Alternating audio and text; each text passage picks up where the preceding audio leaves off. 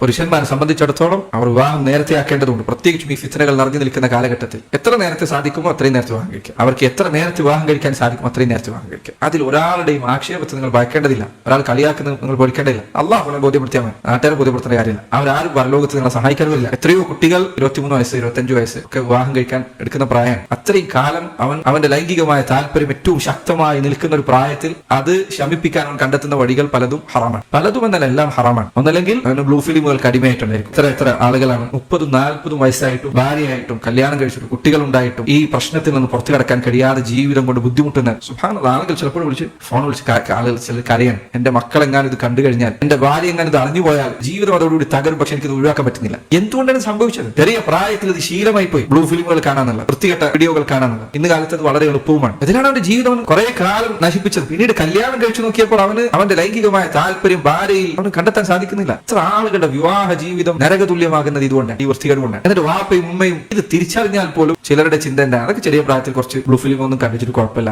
എന്ന് നേർക്കുനേരെ പറയുന്ന ആളുകൾ അവരെ കാണാം. ആ പ്രായത്തിൽ അങ്ങനെയൊക്കെ ഉണ്ടാവും. അവന്റെ ജീവിതമാണ് നിങ്ങൾ ഈ തകർക്കാൻ പോകുന്നത്.